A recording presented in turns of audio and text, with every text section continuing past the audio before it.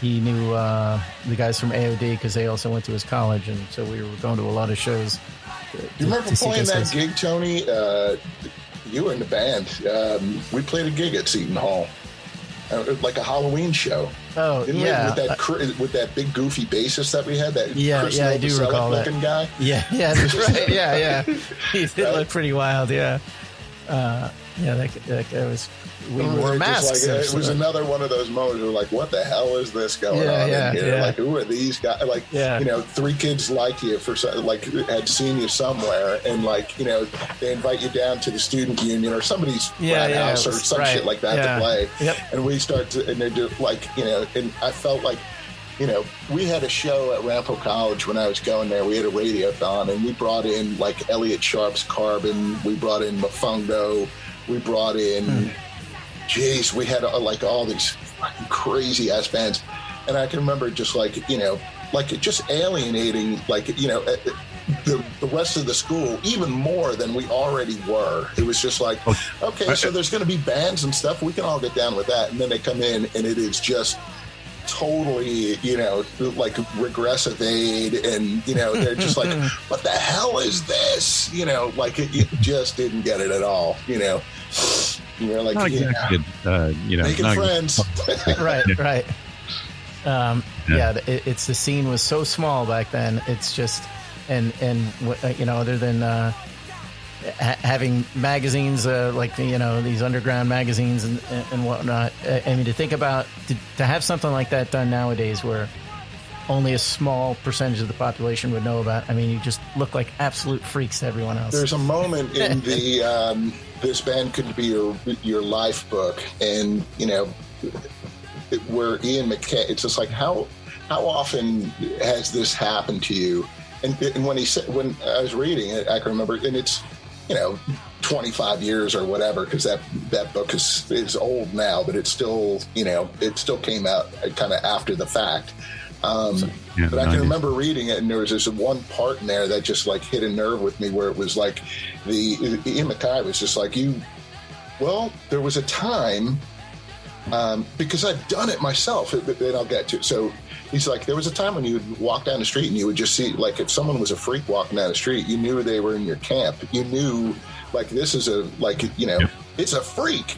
And how many times, prior to even me reading that, have I walked into people, like, I would rub up against someone who looked like a freak, and it got to a point where, because it was, again, like, after the fact, they're like, third wave punkers, but they're, and you kind of look at them and go, like, so are you punk rock, or are you just fashionably, and a lot of times it's like, oh no, I'm a graphic artist, but I'm really into, Fleetwood Mac and stuff like that. But they look like, they're ready to go to a crap show with it. And you're like, but that was after you got to get a couple waves in for that to happen. That's what I'm saying. They were at least third wave. You know what I mean? It's like it's like when they're, the catwalk had grunge fashion on it. It's like, those people were wearing flannels and hats in the 80s in Seattle and being in bed, right? And then it became a fashion friggin' thing after break. We're talking about like in like the mid 80s, early 80s. Yeah, so the thing, do you remember, was like the first time I really remember it happening is when you started seeing people with pill shirts that had no idea it was a band. They just liked the logo.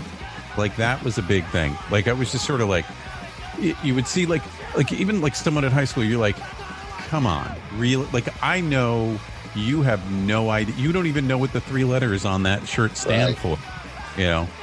Well, there was that moment too during the grunge thing too, where it was just like, I think maybe the first guy I ever saw wearing that grunge fashion was Chris Cornell. Was wearing a pair of shorts with a pair of like long underwear underneath them, and he looked cool and did the show, and like, because the band was so damn good that he is just an Adonis, and you just like, and he just got up there and it's just like, whatever he's gonna wear, it's gonna make look good, and you just kind of like, oh, I guess that's sort of a thing, not that I would co-opt that. And then within, you know, just a few, that dopey movie comes out with Matt Dillon in it, and he's walking around wearing that outfit, and you're just like, and you just immediately were like, I'm so glad no one ever got it. Like, you know, I never put it on, and anybody got a picture of me wearing that crap, you know, like, and you knew that right then when the movie came out in '93 or whatever, the Singles, that was the one, right? Right. Yeah. You're just like, oh my God, you know, like,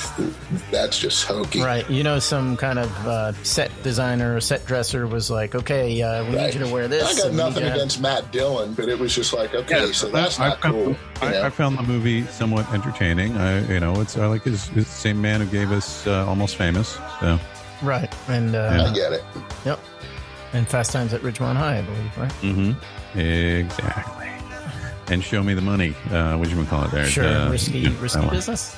No, not Risky Business, right? It's the other one. But that movie we're talking about is responsible for the most videos that they said they must have been giving them away, because there was I heard a story where a guy he would go into thrift stores and just take as many as they had. He said, no matter what thrift store you go to, you will see copies of that movie. Why? It's a guy's name. I can't remember what it is. Yeah, Jerry Maguire. There we go. You will find those. Between us, we have one memory. That's great. I've never seen that movie. But you know what we're talking about, because that line, right? The Tom Cruise movie. Show me the money. I think it was like it's one of those movies I just never saw it. You know, it's just like I never was interested in Tom Cruise like being fronting for jocks. I was just like, I don't need to see that one any more than another one that I've never seen is the one with it's Tom Cruise, Maverick. Top Gun. Never seen it. Never seen it. Now's your chance. There, Top Gun 2 is coming around. I was in college when that came out, and I remember like just being like, I was like, this is so unbelievable. Like that militaristic like sort of thing was coming back around again. Like Ronald Reagan was the president, and there was this whole like pseudo patriotic bullshit going on, and the sexing up the military kind of thing. Wow. And just, are we like real? Are we so far off? We're talking about Bon Jovi and Tom Cruise movies this week. What the fuck is wrong with us? We lost our audience. It does come around. Right. Wow, well, I'll bring it back around and say from that movie, what it ruined is that it brought back all those idiots doing that Righteous Brothers song. You never close your eye, right? And there's that scene in the movie. You lost that love and feeling. You know who produced that? You know who produced that? That fucking murderer, Phil Spector. The murderer, Phil Spector. That got him back on the charts. Well, whatever. I thought. I mean, was it in that movie too? Because it's big comeback. It came back like 7 times. I thought it was Dirty Dancing that brought it back. No, that's a different song. But that movie had with the Righteous Brothers, where he like puts the song on and then woos this girl by not karaoke but just mimicking it, and then every jerk off started doing that, and because it's just like, I can't think of anything original, so I'm gonna do that at a bar and do it to my friends or do it to this girl. It's like that line when someone says, well, I could tell you but I'd have to kill you, and you're like, geez, I haven't heard that one before. It was it came back as a hit because it was in the movie Ghost. Well, let's look at this Tom Cruise bit. You meet that guy in the scrap bar, that little the Puerto Rican guy with the froggy voice that was in Ghost. Oh, right, the character actor. He died. He used to hang at the scrapper.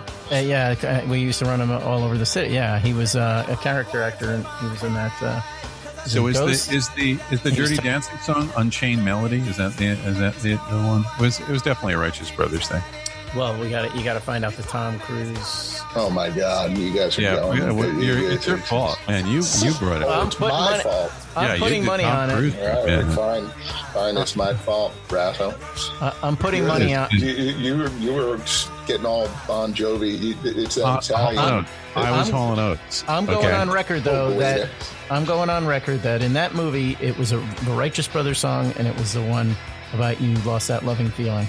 and I'll put my, because I don't know music the way you guys do. I'm not saying it wasn't in that movie. I'm saying there was another. There was a famous scene. You've just named another movie that I've never seen. I've never seen Dirty Dancing. Never saw it. That's fine. We're not. This is. You know what? I think there's nothing more exciting than today's topic will be movies that Chris didn't see. Well, I want to go on record also as saying that's its own podcast.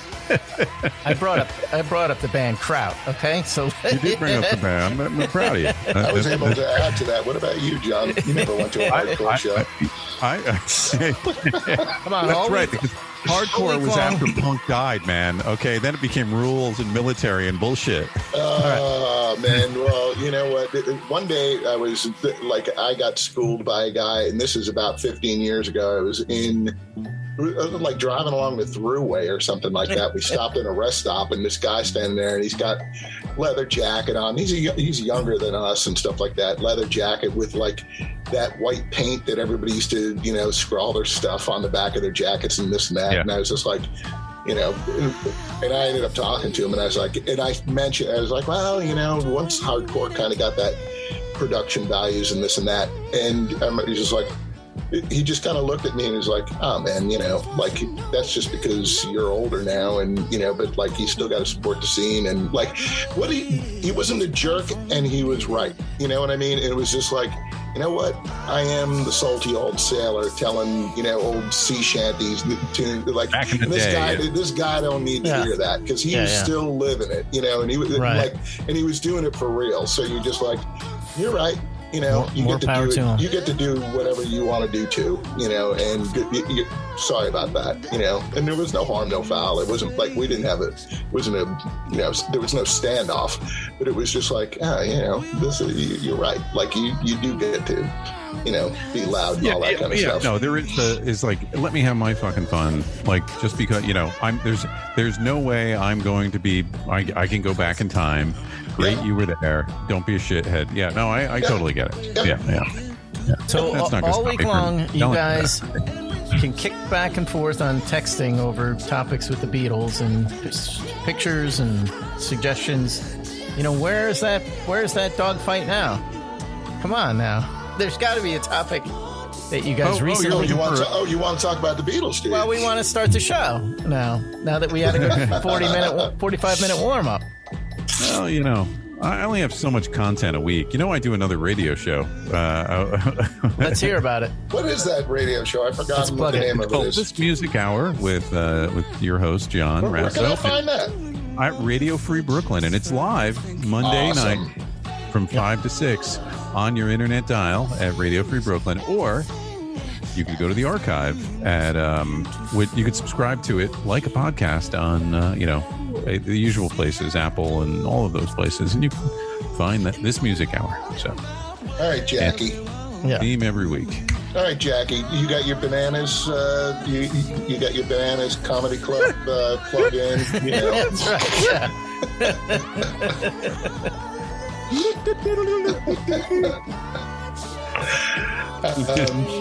All right, so what do you got, Tony? What do you got for us? What do you want? I don't know. Now every time I go to use Google, I'm getting one of these ridiculous titled articles from Far Out magazine.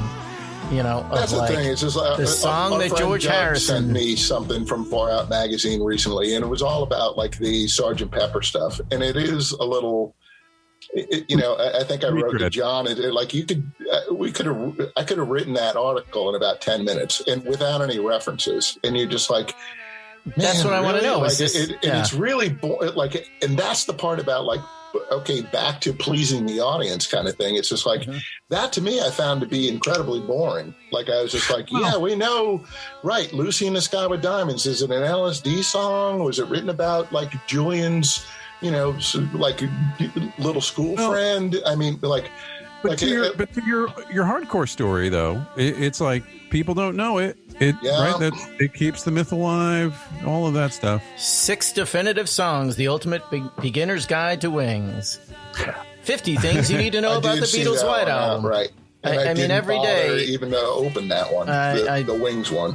I don't open any of them. One that I got that from a newsletter that I read every week that it brought up it. The story was Ask a rock critic, what is the most underrated band of all time? Ooh, that sounds interesting. And so and it was this person, they were writing letters. Kinks? Writes a letter. So, well, I'll tell you what he said. So he starts the